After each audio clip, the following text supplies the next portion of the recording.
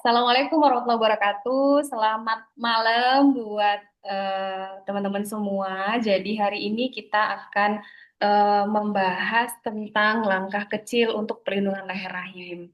Hari ini saya Dr. Amanda bersama dengan Dr. Ima. Jadi memang hari ini kita mau membahas sharing aja tentang kanker leher rahim ya, atau ya eh, mungkin dikenalnya dengan kanker serviks. Nah, jadi buat yang belum tahu di mana sih sebenarnya posisi leher rahim itu gitu ya. Jadi organ wanita kita itu kan ada rahim, terus ada juga indung telur gitu ya. Nah, untuk si leher rahim itu dia adanya posisinya adalah di bawah dari di rahimnya dan di bagian bawah seperti itu. Nah, jadi untuk leher rahim sendiri itu sangat beresiko ya terpapar dengan ya bisa virus ya, kemudian bisa juga mikroorganisme yang lain kayak bakteri, jamur segala macam. Nah, untuk yang mau kita bahas hari ini kan tentang kanker leher rahim. Jadi kalau untuk teman-teman di sini mungkin ada yang sudah pernah dengar gitu tentang pemeriksaan pap smear ya, pemeriksaan yang sering dilakukan di leher rahim gitu ya. Nanti mungkin akan kita bahas atau akan dijelaskan sama Dokter Ima. Nah, saya jelaskan sedikit dulu tentang kanker serviks ini. Jadi kalau kanker serviks atau kanker leher rahim, dia merupakan kanker yang jarang sebenarnya ketahuan atau diketahui itu di fase-fase awal timbulnya penyakitnya. Kenapa? Karena biasanya virus yang menyerang si leher rahim itu dia tidak langsung menimbulkan gejala yang berat. Jadi virus yang menyebabkan kanker ini adalah namanya virus HPV atau kepanjangannya Human Papilloma Virus. Nah, virus ini itu banyak sekali tipenya. Jadi ada berbagai jenis tipe HPV yang kalau dia mengenai daerah leher rahim seorang perempuan, dia bisa menginfeksi sel-sel di leher rahim tersebut. Nah, dia tidak serta-merta langsung menjadi kanker, tapi mulai dari sel-sel yang prakanker dulu. Jadi si virusnya merusak dulu sel-sel di bagian leher rahim, inti selnya, sampai nanti bisa terjadi kanker leher rahim kalau memang tidak terdeteksi dan tidak segera dicegah untuk timbulnya sel kanker gitu. Dan biasanya waktunya dari mulai terpapar pertama kali virus HPV ini untuk menjadi kanker itu butuh waktu yang lama, bisa tahunan, bisa 5 tahun, bisa 10 tahun. Jadi alangkah baiknya kalau kita itu tahu lebih awal kalau kita itu terpapar virus HPV. Atau mungkin nanti kita bisa bahas tentang pencegahan apa yang bisa kita lakukan untuk mencegah kita kena kanker leher rahim atau kanker serviks ini. Nah, begitu ya Dokter Ima ya tentang kanker leher rahim ya Dok. Mungkin ada yang mau ditambahkan dari Dokter Ima. Ya, setuju dengan Dokter Amanda. Jadi memang menambahkan sedikit ya, Dok. Kanker leher rahim ini menurut saya sih sudah harus sangat diketahui oleh para wanita karena seperti yang Dokter Amanda jelaskan tadi, leher rahim itu sangat penting bagi wanita karena itu salah satu organ reproduksi. Kemudian juga selain gejalanya yang pada tahap-tahap awal itu tidak bergejala, tapi ternyata ada data yang menyebutkan bahwa kanker leher rahim ini ada di dua tertinggi kanker yang terjadi di Indonesia pada pada wanita-wanita Indonesia, dan ada juga literatur yang menyebutkan bahwa hampir tiap jam itu ada satu wanita yang meninggal karena kanker leher rahim. Jadi ada baiknya kita tahu, kita menambah ilmu dulu tentang apa sih tentang kanker leher rahim ini dan bagaimana cara mencegahnya. Seperti itu. Oke, ya itu ya. Jadi memang kanker leher rahim ini kejadiannya cukup banyak ya Dok ya untuk wanita-wanita di Indonesia yang tadi seperti Dokter Ima sampaikan. berada di tiga besar ya urutan penyebab kanker untuk wanita gitu ya. Jadi kita memang harus aware. Nah, kemudian tadi sudah disampaikan tentang gejala-gejala ya, karena memang gejalanya tidak langsung memberat. Biasanya pada saat ada gejala yang minim, gejala-gejala awal itu sebaiknya kita sudah melakukan pemeriksaan ke dokter seperti itu. Nah, mungkin dari Dokter Ima bisa menjelaskan dok, kita bisa melakukan pemeriksaan seperti apa, kemudian langkah-langkah yang bisa kita lakukan selain pemeriksaan itu apa saja, dok? Ya, ya baik Dokter Amanda. Jadi yang pertama harus kita tahu adalah apa itu kanker leher rahim dan sudah dibahas tadi. Kemudian bagaimana kita memeriksakan diri, itu kita harus tahu dulu gejalanya dan siapa sih yang bisa terpapar atau terkena oleh kanker leher rahim ini. Jadi seperti yang Dokter Manda bilang tadi, kalau kanker leher rahim ini adalah suatu penyakit yang dalam tanda kutip adalah ditularkan eh, melalui hubungan seksual. Jadi virus itu dibawa dan bisa masuk ke leher rahim itu dengan hubungan seksual.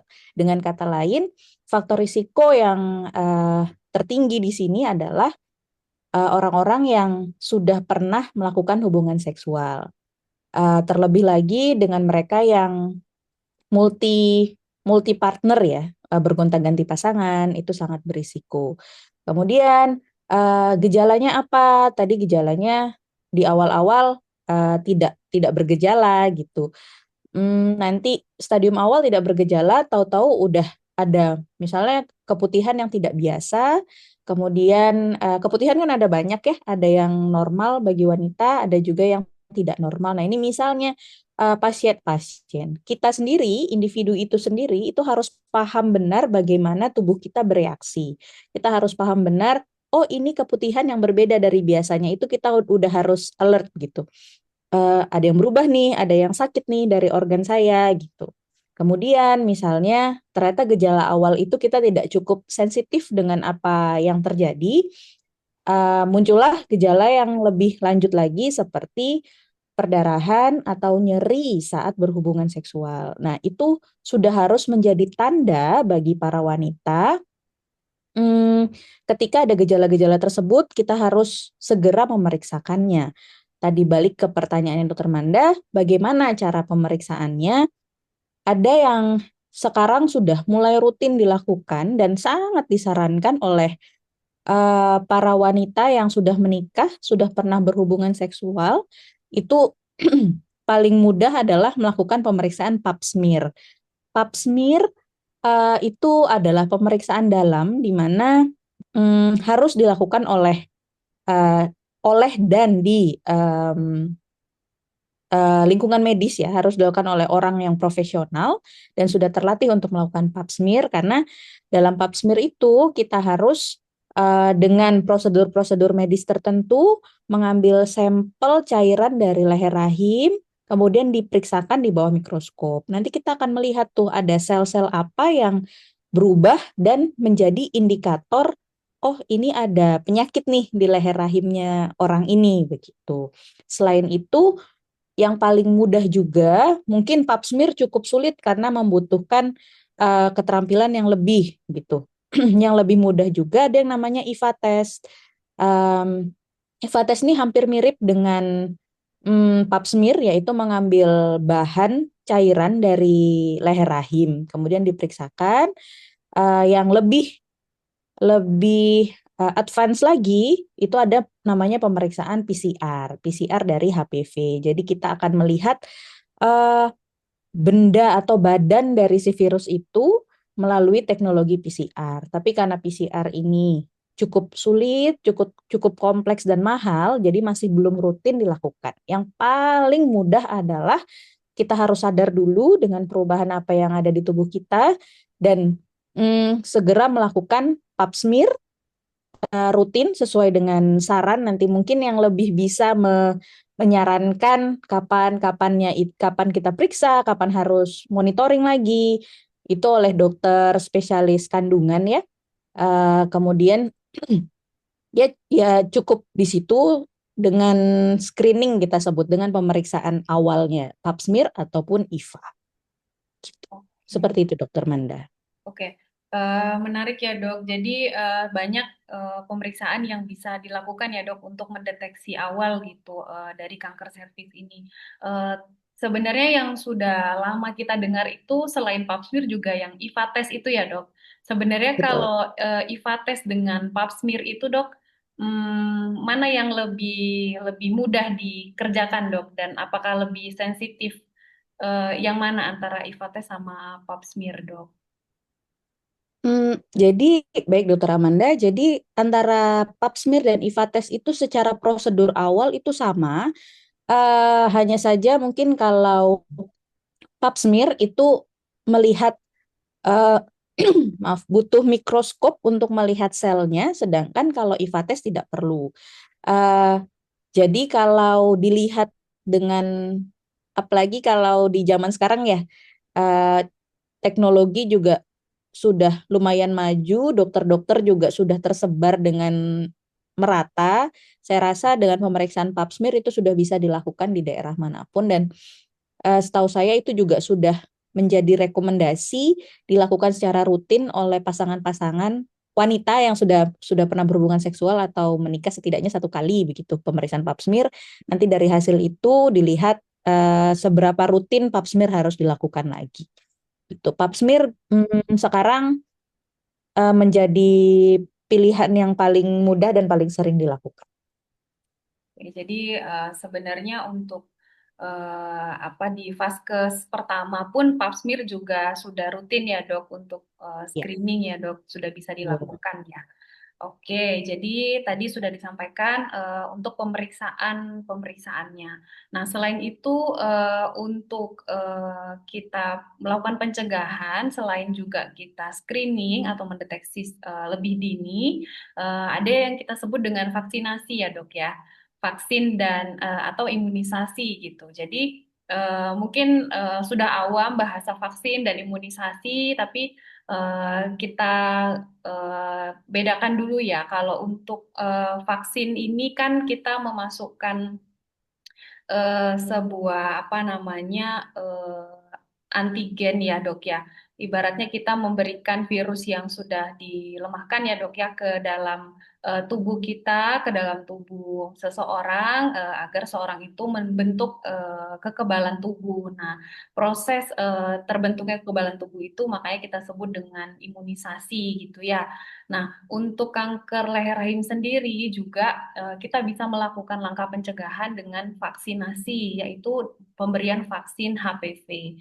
Dan ternyata untuk vaksin HPV sekarang itu sejak tahun 2023 ya dok ya, pokoknya untuk vaksin yang pemberian secara rutin pada anak usia di bawah remaja, pra-remaja itu sudah ada yang pemberian secara rutin vaksin HPV. Nah, jadi yang saya ketahui memang vaksin HPV ini bisa diberikan di usia di bawah 15 tahun gitu.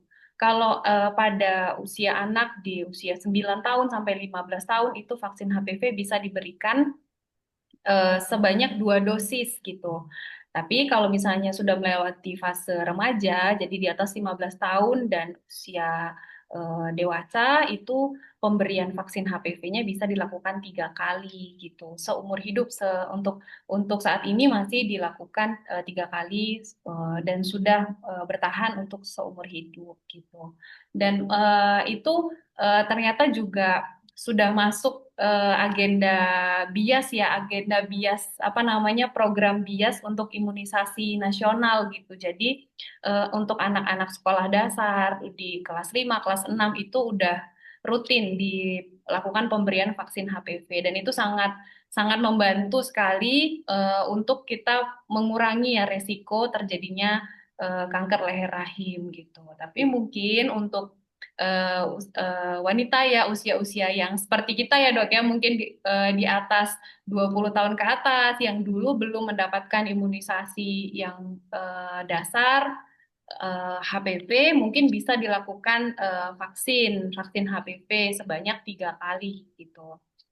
Dan vaksin HPV-nya ini juga tidak ada batasan, artinya ketika ada gejala atau faktor risiko baru boleh vaksin, sebenarnya tidak. Jadi sebaiknya memang bisa dilakukan pada wanita, kalau yang dewasa yang sudah menikah itu bisa juga sudah dilakukan vaksin HPV, dan vaksinnya ini sebanyak 3 kali dengan jarak masing-masing. Kalau untuk bulan pertama, untuk vaksin pertama, jarak ke vaksin kedua sebanyak sekitar 2 bulan.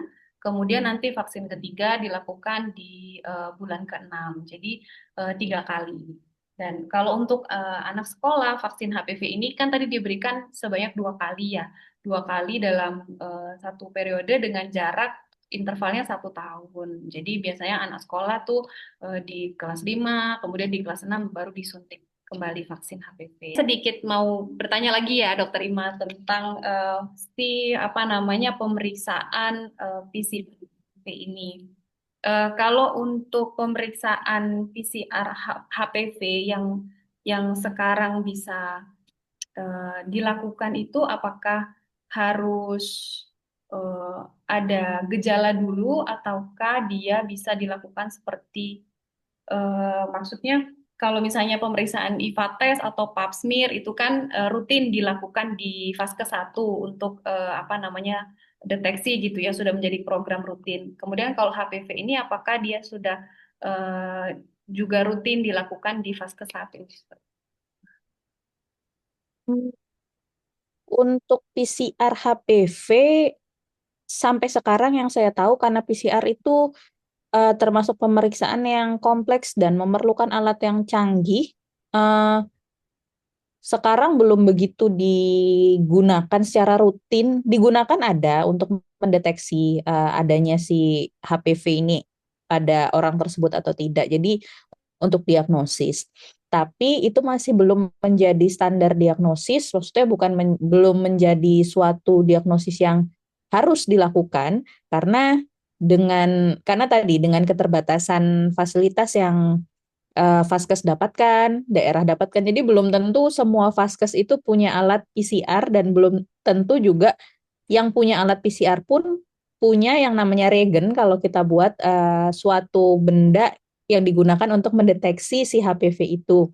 Jadi belum tentu orang punya Vaskes tersebut punya alat PCR, Vaskes yang sudah punya alat PCR pun itu belum tentu bisa memfasilitasi pemeriksaan HPV. Jadi memang cukup membutuhkan alat yang canggih dan mahal juga ya untuk pemeriksaan HPV ini. Untuk kalau pertanyaannya apakah HPV PCR menjadi rutin, setahu saya sampai sekarang belum dirutinkan dan rutinnya masih dengan pap smear tersebut. Jadi betul-betul melihat perubahan sel yang normal menjadi apakah ada tanda-tanda sel kanker di leher rahim tersebut dan diperiksanya di bawah mikroskop. Gitu. Kemudian dok, kalau untuk HPV DNA itu jika hasilnya memang positif, itu apakah memang mutlak dia mengalami kanker leher rahim atau ada kemungkinan lain, Dok? Tergantung karena HPV itu banyak ya tipenya. Jadi ada yang saya tahu kalau sekarang aja tipe HPV itu ada mungkin kurang lebih ada 20 tipe HPV dan tidak semua tipe HPV itu menyebabkan kanker serviks. Kalau sejauh ini yang paling sering menyebabkan kanker serviks adalah tipe 16 dan 18, sedangkan yang lainnya masih bisa menyebabkan penyakit-penyakit lain seperti hmm, kondiloma gitu juga termasuk penyebabnya si HPV itu gitu. Jadi dilihat dilihat lagi tipe dari HPV yang terdeteksi tersebut. Gitu. Oke, jadi yang dimaksud pemeriksaan HPV DNA untuk kanker serviks ini, jadi dia spesifik ya dok. Memang bisa dilihat tipe virus apa yang menyerang leher rahim tersebut ya dok ya. Ya betul. Keunggulan dari PCR adalah kita bisa secara spesifik mencari tipe berapa dari HPV tersebut. em, Sehingga kita bisa betul-betul mendiagnosis. Jadi kalau bicara tentang PCR memang sudah suatu pemeriksaan yang sangat advance supaya kita betul-betul bisa mengidentifikasi si virus tersebut. begitu. Oke, oke. Jadi memang kalau ibaratnya kalau mau pasti penyebab dari kerusakan jaringannya itu apa, memang dilakukan HPV DNA gitu ya, Dok ya? Iya, tapi itu bukan, sekali lagi itu bukan keharusan ya, karena Bukan sampai keharusan. sekarang ya bukan keharusan, karena masih bisa terdeteksi dari pap smear tersebut. Jadi belum belum sampai harus dilakukan PCR HPV gitu. Kecuali kalau misalnya contoh saja ya kita kembali lagi nih ke beberapa tahun yang lalu kayak PCR COVID gitu, karena begitu banyak virus influenza yang menyebabkan gejala yang sama, tapi kenapa ini begitu mematikan? Nah, itu kita butuh eh, suatu pemeriksaan yang betul-betul spesifik menunjukkan apa sih penyebabnya penyakit ini. Nah, itu PCR menjadi pilihan utama untuk penegakan diagnosis. Begitu. Kalau masih ada modalitas yang lain, eh, kita harus mencari yang paling efisien dan efektif saja. Gitu dulu. Oke, terima kasih Dokter Ima. Eh, banyak sekali yang udah kita dapat ya tentang pemeriksaan-pemeriksaan yang bisa kita lakukan untuk apa namanya mendeteksi awal kanker leher rahim. Mungkin sedikit saya simpulkan saja ya Dok ya untuk pembahasan malam ini. Jadi yang kanker leher rahim itu merupakan eh, tiga besar ya penyebab kanker pada wanita. Jadi kita semua harus lebih aware untuk mencegah terjadinya kanker leher rahim. Kemudian kanker leher rahim ini juga disebabkan karena virus, yaitu virus HPV yang bisa menular melalui hubungan seksual.